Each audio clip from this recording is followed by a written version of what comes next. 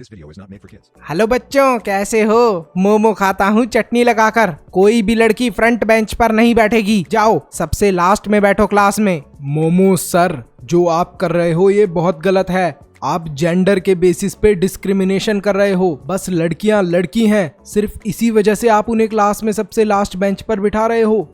लेकिन मोटूलाल, मेरे घर पर भी ऐसा ही होता है। मेरी मम्मी मेरी बहन को ट्यूशन नहीं भेजती हैं, सिर्फ मुझे ही ट्यूशन भेजती हैं। बोलती हैं ये तो लड़की है, ये क्या करेगी पढ़ लिख कर। मोटूलाल, आखिरकार ऐसा क्यों होता है? अरे चीकू, ये बहुत बड़ी प्रॉब्लम है। हमारे देश के अंदर जेंडर, रिलीजन और कास्ट के ऊपर बहुत ज़्यादा डिस्क्रिमिनेशन होता है और गवर्नमेंट बहुत ज़्यादा मेहनत भी कर रही है इस चीज़ को ख़त्म करने के लिए। क्लास 10th के जेंडर, रिलीजन और कास्ट चैप्टर के अंदर इस चीज़ को बहुत अच्छे से समझाया गया है। ज़रा तुम भी समझ लो मन्नू भैया से, फिर तुम्हें अच्छे से समझ में आ जाएगा।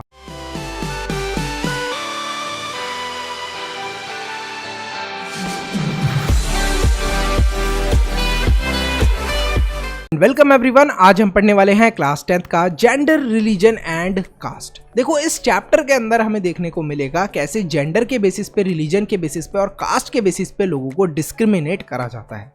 तो शुरुआत करते हैं जेंडर डिवीजन से। देखो, जेंडर के बेसिस पे हम लोगों को कैसे डिवाइड करते हैं। आपने ये चीज़ बहुत बार सुनी होगी कि औरतें तो घर के काम के लिए बनी हैं और जो आदमी है वो बाहर जाकर काम करें। तो ये सोच है। ये सोच क्या है? सेक्सुअल डिवीजन ऑफ लेबर की। मतलब कि हम लोग ये मान लेते हैं कि औरतें सिर्फ घर के काम के लिए बनी हैं और आदमी बाहर के काम के लिए बनी है, जो कि बहुत गलत चीज़ है। Females are also capable of doing outside work and earning money.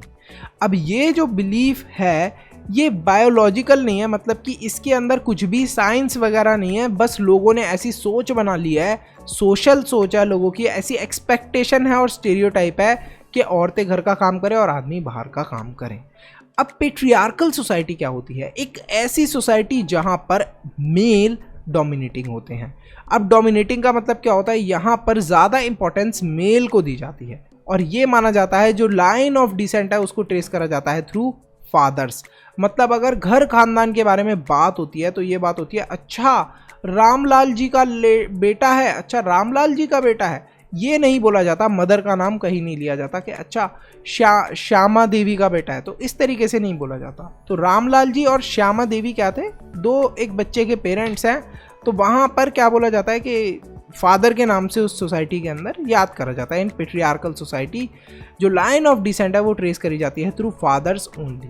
Man की ज़्यादा वैल्यू होती है कंपेयर टू वुमेन। तो मैन की ज़्यादा वैल्यू होती है पेट्रियार्कल सोसाइटी में कंपेयर टू वुमेन। इसी वजह से जो मैन है वो ज़्यादा पावरफुल होते हैं पेट्रियार्कल सोसाइटी में कंपेयर टू वुमेन। इंडिया के अंदर अगर हम लोग पास्ट की बात करें तो हमारी इंडिया के अंदर काफ़ी ज़्यादा पेट्रियार्कल कल्चर था। मतलब कि जो मैन थे उनको ज़्यादा पावरफुल माना जाता था, उनको ज़्यादा वैल्यू करी जाती थी। इसी वजह से फेमिनिस्ट मूवमेंट्स की शुरुआत हुई।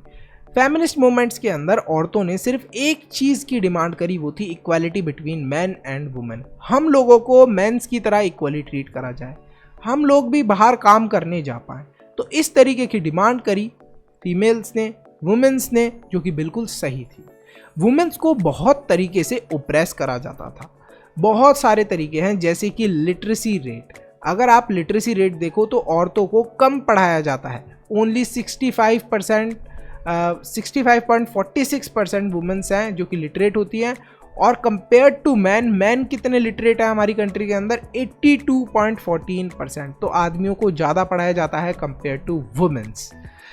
जॉब्स, अगर हम लोग जॉब्स की बात करें तो बहुत लो परसेंटेज ऑफ वुमेन है जिनको हाई पेड और हाई वैल्यू जॉब्स मिलती हैं। मतलब जॉब्स भी अच्छी नहीं दी जाती हैं वुमेन्स को। और बहुत ही कम गर्ल्स को एनकरेज करा जाता है कि वो आगे और ज़्यादा हायर एजुकेशन के लिए स्टडी करें।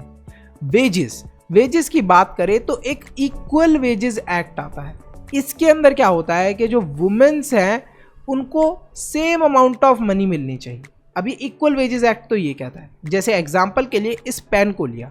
अब एक जॉब है जिसके अंदर इस पेन को उठाकर आपको लाना है, तो इस पेन को उठाकर लाने के आपको 10 रुपीज़ मिलेंगे। तो अब काम तो देखो सिंपल सा है, इस पेन को उठा के लेकर आना है। तो इस जॉब के अंदर सबको इक्वल अमाउंट ऑफ मनी मिलनी चाहिए, चाहे वो मैन हो चाहे फीमेल हो। इस पेन को उठा के लाने वाली जो ये जॉब है, इसके अंदर सबको इक्वल अमाउंट ऑफ मनी मिलनी चाहिए। गवर्नमेंट ने ये एक्ट के थ्रू ये चीज़ समझाई है, इक्वल वेजेस एक्ट के थ्रू ये चीज़ समझाई है। लेकिन कुछ कुछ जगह ऐसा होता है कि मान लो मैन है, मैन इस पेन को उठा के लेकर आ रहा है तो उसे 10 रुपीज़ मिल रहे हैं, वुमेन लेकर आ रही है तो उसे 8 रुपीज़ मिल रहे हैं। तो यहाँ पर ये क्या हो रहा है, यहाँ पर डिस्क्रिमिनेशन हो रहा है on the basis of gender. तो इस चीज़ को हमारी गवर्नमेंट हटाना चाहती है और इस चीज़ को हटाना चाहिए। जो वुमेन्स हैं वैसे भी उन्हें कम पैसे दिए जाते हैं कंपेयर टू मैन। आप इस चीज़ को कहीं पे भी देख सकते हो, इन स्पोर्ट्स, सिनेमा, एग्रीकल्चर या फिर कंस्ट्रक्शन वर्क में। सिनेमा के अंदर देखोगे तो आपको बहुत सारे ऐसी फिल्म्स देखने को मिलेंगी जहां पर जो मेल एक्टर्स हैं उन्हें ज़्यादा पैसे मिलते हैं और जो फीमेल एक्ट्रेस हैं उन्हें कम पैसे दिए जाते हैं, जबकि दोनों सेम अमाउंट ऑफ वर्क कर रहे हैं।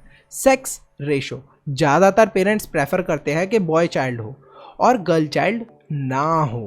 तो ये भी सोच हमारी कंट्री की है, जिसकी वजह से वुमेन्स का ऑपरेशन हो रहा है, दब रही हैं औरतें, दबाई जा रही हैं औरतें, पीछे रखा जा रहा है औरतों को। फीमेल इन्फेंटिसाइड्स, इसका मतलब ये है कि डॉक्टर्स क्या करते हैं, कुछ ऐसे इक्विपमेंट होते हैं, मैं उनका नाम नहीं लेना चाहता यहाँ पर, जिनके थ्रू ये पता लग जाता है कि जब एक लेडी है उसके पेट में जो बच्चा है वो मेल है या फिर फीमेल है। जब ये पता लग जाता है कि जो बच्चा फीमेल है तो क्या करते हैं कुछ लोग, ऐसी मेडिसिन दे देते हैं मदर को कि उस बच्चे की डेथ हो जाए।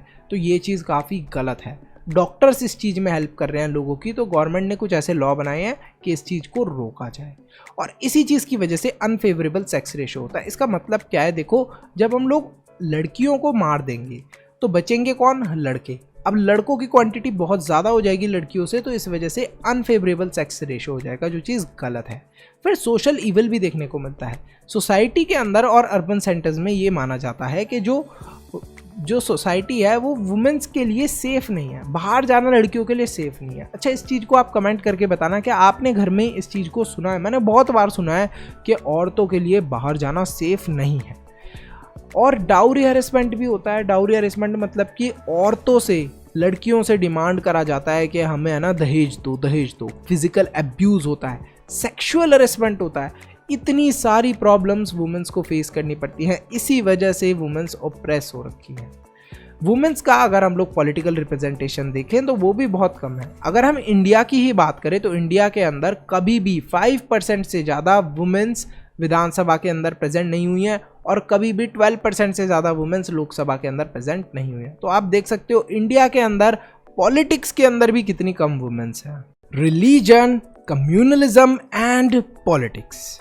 देखो, बहुत सारे ह्यूमन राइट एक्टिविस्ट ने इस चीज़ को नोट करा है कि इंडिया के अंदर जो माइनॉरिटी रिलीजियस कम्युनिटी हैं उन्हें बहुत ज़्यादा सफ़र करना पड़ता है इन पॉलिटिक्स, और ये सारी चीज़ें होती हैं ड्यूरिंग कम्युनल वायलेंस। अब इसका मतलब क्या है और ये कम्युनलिज्म क्या चीज़ होती है, बहुत बार आपने न्यूज़ में भी सुना होगा।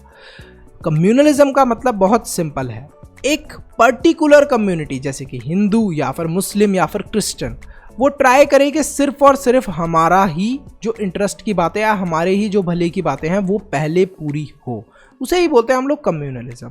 तो यहाँ पर एक नेताजी थे, नेताजी ने बहुत सारे हिंदूज को ये बोला कि अरे देखो देखो मुस्लिम लोग श्री राम की पिक्चर को जला रहे हैं। हिंदूज को गुस्सा आया कि हमारे भगवान राम की फोटो कोई कैसे जला सकता है। इन्होंने डिसाइड करा कि हम लोग मुस्लिम्स के ऊपर अटैक कर देंगे।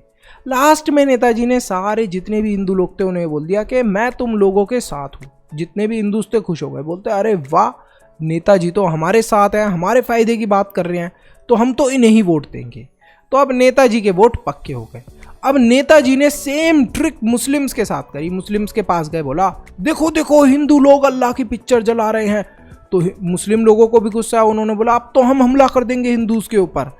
अब फिर दोबारा नेताजी ने लास्ट में बोल दिया कि मैं मुस्लिम लोगों के साथ हूँ। जितने भी मुस्लिम लोग थे सबको लगा अरे वाह नेताजी तो बहुत अच्छे हैं, इन्हें ही वोट देंगे, इन्हें ही जिताएंगे हम लोग। तो इस तरीके से पॉलिटिक्स के अंदर फ़ायदा उठाया जाता है लोगों के सेंटीमेंट्स का, उनकी रिलीजियस कम्युनिटीज़ का।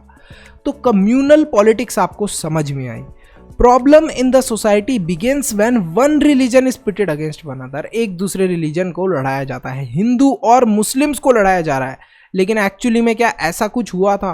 शायद हुआ हो या फिर शायद ना हुआ हो, इस केस में तो नहीं हुआ, सिर्फ और सिर्फ नेताओं ने इस चीज़ का फ़ायदा उठाया।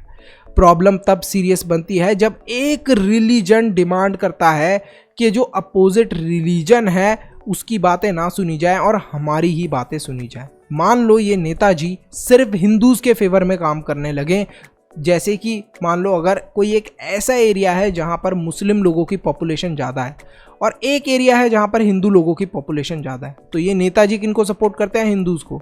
तो कोई भी प्रॉब्लम आएगी जहाँ पर हिंदू पॉपुलेशन ज़्यादा है उसको ये सबसे पहले सॉल्व कर रहे हैं और मुस्लिम्स की बेचारों की प्रॉब्लम नहीं सुन रहे, तो ये प्रॉब्लम क्रिएट हो सकती है। ये सबसे बड़ा डिसबेनिफिट है कम्युनल पॉलिटिक्स का। ये प्रॉब्लम काफ़ी बड़ी हो जाती है जब गवर्नमेंट फुलफिल करती है इनकी डिमांड, एक पर्टिकुलर रिलीजियस ग्रुप की डिमांड। जैसा मैंने आपको बताया कि जहाँ पर हिंदू ज़्यादा हैं वहाँ की प्रॉब्लम को पहले सॉल्व करा जा रहा है, जो जहाँ पर मुस्लिम कम है वहाँ की प्रॉब्लम को बाद में सॉल्व करा जा रहा है। तो एक ये बहुत बड़ी प्रॉब्लम क्रिएट हो जाती है कम्युनल पॉलिटिक्स से। This kind of using religion in politics is called communal politics. कभी भी पॉलिटिक्स के अंदर अगर रिलीजन का यूज होता है तो उसे हम लोग कम्युनल पॉलिटिक्स बोलते हैं। थ्योरी ऑफ कम्युनल पॉलिटिक्स क्या है? रिलीजन इसका मेन बेसिस है। देखो, रिलीजन का इस्तेमाल करा जाता है सबसे पहले, उसके बाद आप एक पर्टिकुलर रिलीजन के हो। जैसे आप मान लो ये बोलते हैं ये नेताजी के, देखो मैं हिंदूज़ का सपोर्ट करता हूँ, तो अगर आप हिंदू हो तो ऑब्वियसली इन्हें वोट करने वाले हो। तो ऐसा कुछ नेता करते हैं, लेकिन आजकल लोग काफ़ी क्लेवर हो गए, काफ़ी स्मार्ट हो गए, उन्हें भी पता चल गई हैं ट्रिक्स नेता लोगों की। तो यहाँ पर इस तरीके से यूज़ करा जाता है। जो फॉलोवर है रिलीजियस वन कम्युनिटी का होना चाहिए, फंडामेंटल इंटरेस्ट सबका सेम होना चाहिए। Why is the theory of communal politics wrong? देखो क्यों गलत है कम्युनल पॉलिटिक्स, क्योंकि सेम रिलीजन के पीपल्स जो होते हैं do not have same interest and aspiration in every contest. मान लो कि आप हिंदू हो, तो आप मान लो एक हिंदू पर्सन है जो ये सोचता है कि वुमेन्स जो हैं वो घर के काम के लिए ही बनी हैं, और एक हिंदू पर्सन की सोच ये है कि जो वुमेन्स है वो बाहर का काम भी कर सकती हैं, घर का काम भी कर सकती हैं। तो यहाँ पर आप एक रिलीजन के हो, ज़रूरी थोड़ा है कि आप हर चीज़ में एग्री करो। अगर मान लो आपका एक रिलीजन है, आप हिंदू हो, तो ज़रूरी थोड़ा है कि आप हर एक हिंदू से हर एक बात पे एग्री करो। तो ये भी प्रॉब्लम है। हर एक पर्सन की डिफरेंट आइडेंटिटी होती है और सोच होती है इन एवरी कॉन्टेक्स्ट, मतलब हर एक चीज़ को लेकर सबकी सोच अलग अलग होती है। अब इस कम्युनलिज्म की इतनी सारी गलत चीज़ें हैं, देखो गलत है कम्युनलिज्म, तो इसको रोका कैसे जाता है? इंडिया एक सेक्युलर स्टेट है, तो कोई भी इंडिया के अंदर ऑफिशियल रिलीजन या फिर कोई भी स्टेट का रिलीजन नहीं है। तो इंडिया के अंदर सबसे पहले कम्युनलिज्म को रोका ऐसे जाता है कि इंडिया के अंदर कोई भी ऑफिशियल रिलीजन ही नहीं है। इंडिया का बोल दिया कि कोई रिलीजन नहीं है हमारे देश का, हम लोग सारे रिलीजन्स को सपोर्ट करते हैं। हर कोई फ्री है कि कुछ भी प्रैक्टिस करे, कोई भी रिलीजन को हम लोग प्रैक्टिस करना चाहते हैं तो हम लोग वो करें। कॉन्स्टिट्यूशन जो है वो डिस्क्रिमिनेशन प्रोहिबिट करता है ऑन ग्राउंड्स ऑफ रिलीजन। अगर आप किसी के साथ डिस्क्रिमिनेशन कर रहे हो ऑन ग्राउंड्स ऑफ रिलीजन, तो कॉन्स्टिट्यूशन उस चीज़ के अगेंस्ट आपके खिलाफ एक्शन हो सकता है, आपको जेल भी जाना पड़ सकता है। क्लास 9th के अंदर आप सब ने माय चाइल्डहुड नाम का चैप्टर ज़रूर पढ़ा होगा। इस चैप्टर के अंदर बताया गया है कैसे रिलीजन के बेसिस पे डिस्क्रिमिनेशन होता था। तो डॉक्टर APJ अब्दुल कलाम जो कि हमारे देश के प्रेसिडेंट रह चुके हैं, वो अपने दोस्त के साथ जो कि एक पंडित था, पढ़ा करते थे। तो उनका एक दिन टीचर आता है जो कि हिंदू रिलीजन का था। वो बोलता है कि देखो तुम मुस्लिम हो डॉक्टर APJ अब्दुल कलाम, जाओ तुम पीछे बैठो सबसे लाइन में, क्योंकि तुम मुसलमान हो।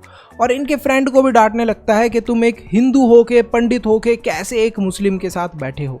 तो ये रिलीजन के बेसिस पे जो डिस्क्रिमिनेशन है आज भी होता है, लेकिन इस चीज़ को हमारा कॉन्स्टिट्यूशन प्रोहिबिट करता है, और अगर कोई पकड़ा जाता है ये चीज़ करते हुए तो उसको जेल भी हो सकती है। अरे एक बहुत ही इंपॉर्टेंट चीज़ तो तुम करना ही भूल गए, फटाफट वीडियो को लाइक कर दो और चैनल को सब्सक्राइब कर दो। सब्सक्राइब के साथ में ज्वाइन का बटन होगा, उस पर क्लिक करके आप मेंबर भी बन सकते हो।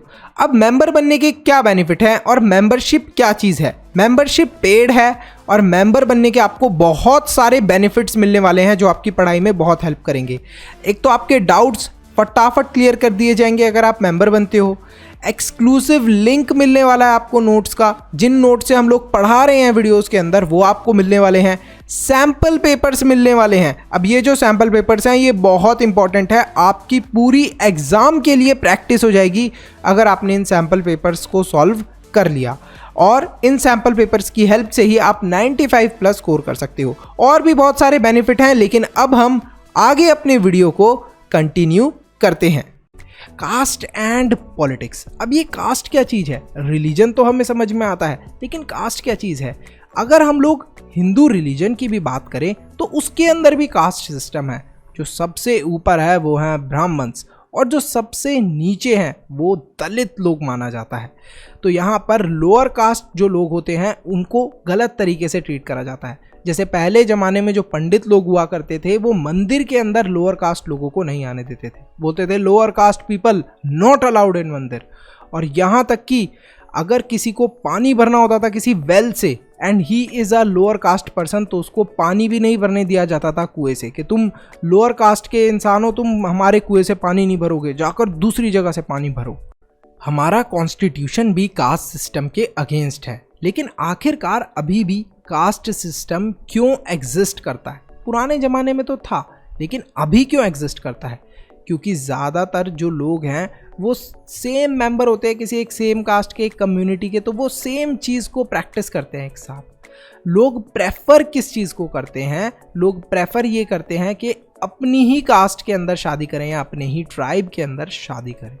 यहाँ तक कि अगर आप किसी डिफरेंट कास्ट के हो और आप किसी डिफरेंट कास्ट के हो और आपसे कोई हायर कास्ट वाला पर्सन आपके साथ में बैठा है, तो वो प्रेफर नहीं करते कि वो आपके साथ बैठकर खाना खाएं। ये चीज़ अभी भी है कहीं कहीं जगह पर इंडिया में।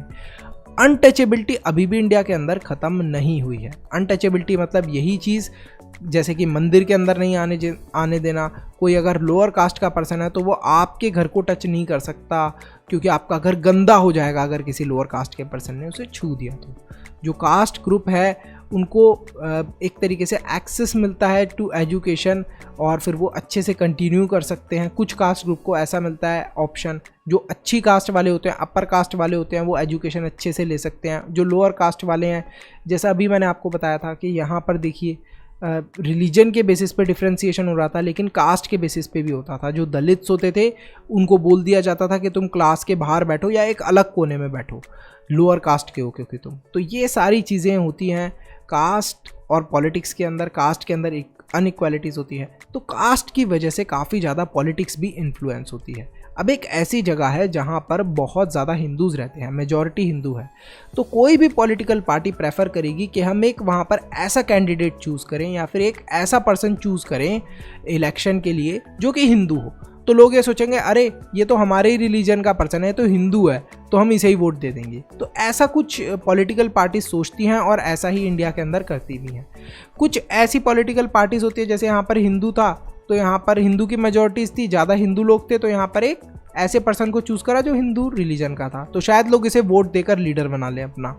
तो एक दूसरी जगह थी जहाँ पर मुस्लिम्स की मेजॉरिटी ज़्यादा थी, तो लोगों ने सोचा, पॉलिटिकल पार्टी ने सोचा कि यहाँ पर एक ऐसे पर्सन को हम लोग चूज़ करते हैं जो कि मुस्लिम किसका हो, रिलीजन का हो, तो लोग शायद इसे वोट देकर जिता दें। तो इस तरीके से हमारी जो कास्ट है वो भी इन्फ्लुएंस करती है पॉलिटिक्स को।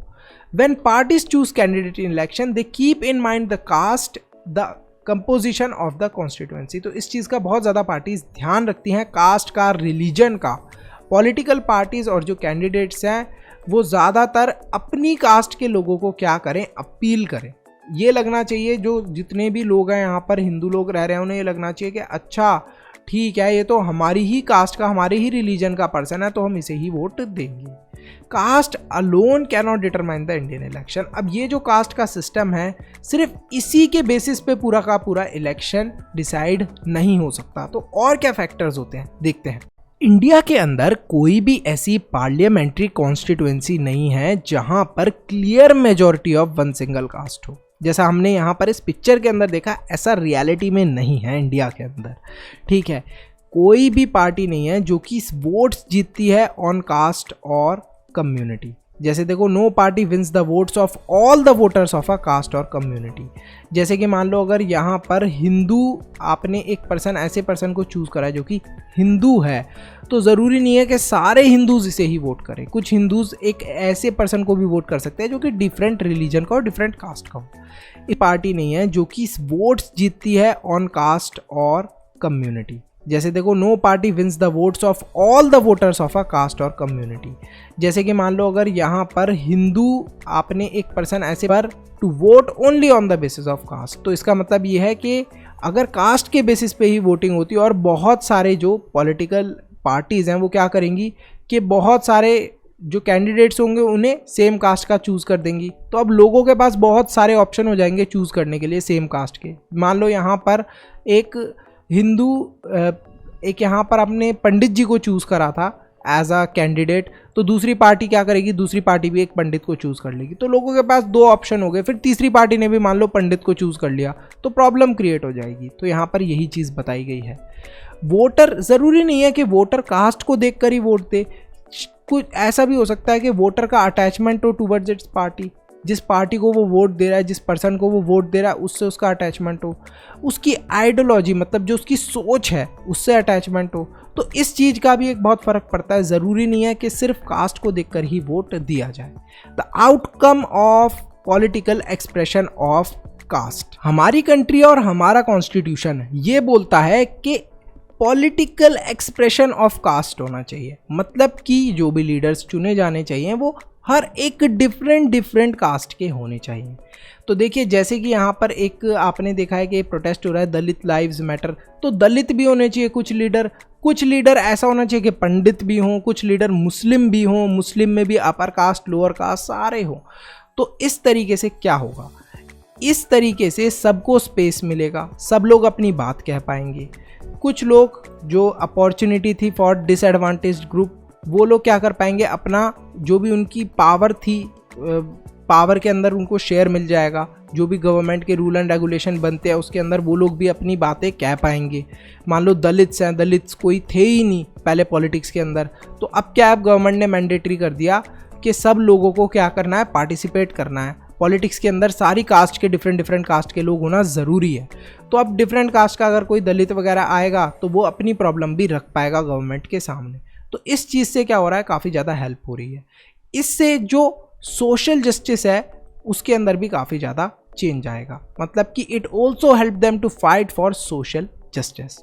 कास्ट बेस्ड पॉलिटिक्स जो है वो सर्टेनली हमारी डेमोक्रेसी के लिए हेल्दी नहीं है। हमें वोट देना चाहिए किसी भी लीडर को ये सोचकर कि वो अच्छा काम करेगा या फिर नहीं, उसकी कास्ट के ऊपर नहीं देना चाहिए वोट। इसकी वजह से जो अटेंशन है वो बहुत सारे इंपॉर्टेंट इश्यूज से डाइवर्ट हो जाता है। ये जो कास्ट वाली बात है इससे क्या हो जाता है, इंपॉर्टेंट इशू जैसे कि पॉवर्टी, गरीबी है हमारे देश के अंदर, डेवलपमेंट, करप्शन। एक ऐसी पार्टी को वोट दो आप जिसके अंदर पॉवर्टी ना हो, जो डेवलपमेंट की बात करे और करप्शन हटाने की हमारे देश से बात करे। या फिर आप एक ऐसे पर्सन को वोट दोगे जिसका रिलीजन सिर्फ आपके रिलीजन से मिलता है, या फिर जिसकी कास्ट आपकी कास्ट से मिलती है। अब ये जो कास्ट बेस्ड पॉलिटिक्स है इसकी वजह से ये भी होता है कि टेंशन और कॉन्फ्लिक्ट और वायलेंस भी हो जाता है कभी कभी। ठीक है कि अगर हमारी कास्ट का लीडर नहीं जीता तो लोग क्या करने लग जाते हैं, तोड़फोड़ मचाने लग जाते हैं, आग लगाने लग जाते हैं चीज़ों को। तो ये भी कभी कभी देखा गया है। तो यहीं पर जो हमारा चैप्टर है वो ख़त्म होता है। आपको समझ में आया होगा कि कैसे कास्ट के, रिलीजन के, और हम लोगों ने देखा जेंडर के बेसिस पे डिस्क्रिमिनेशन होता है। अब इस चैप्टर के अगर आपको सैम्पल पेपर चाहिए तो आपको क्या करना है, सब्सक्राइब करना है, वीडियो को लाइक करना है, सब्सक्राइब के साथ में एक ज्वाइन का बटन है उस पर क्लिक करके मेंबर बनना है। मेंबर बनोगे तो आपको सैम्पल पेपर मिलेंगे। बहुत सारे बच्चों के कमेंट आए, मुझे बहुत अच्छा लगा और ये चीज़ मैं आपको भी बताना चाहता हूँ। बहुत सारे बच्चों के ये कमेंट आए कि जो सैम्पल पेपर के अंदर क्वेश्चंस थे उसी से मिलते जुलते क्वेश्चन उनके एग्जाम के अंदर आए। तो बिल्कुल सैम्पल पेपर से वही क्वेश्चन सेलेक्टेड हैं, इंपॉर्टेंट क्वेश्चन दिए गए हैं सैम्पल पेपर के अंदर जो आपके एग्जाम में आने वाले हैं। इस चैप्टर के आपको नोट्स भी मिलेंगे साथ में अगर आप मेंबर बनते हो तो, और भी बहुत सारे बेनिफिट मिलेंगे, शाउट आउट मिलेगा वीडियो के एंड में। तो ये हैं आपके इंपॉर्टेंट क्वेश्चंस फॉर एग्जाम जो कि आपको होमवर्क में मिल रहे हैं। ये मैंने आपको 5 क्वेश्चंस दिए हैं, लेकिन ऐसे ही ढेरों क्वेश्चन मिलेंगे अगर आप मेंबर बनते हो और आप सैम्पल पेपर आपको मिलेगा उसके अंदर। तो ये इंपॉर्टेंट क्वेश्चंस आपको करके होमवर्क है ये आपका, सेंड करना है इंस्टाग्राम पे। Thank you so much for watching this video. फटाफट वीडियो को लाइक करो, चैनल को सब्सक्राइब करो, मनु से ज्ञान लेते रहो और see you in the next video.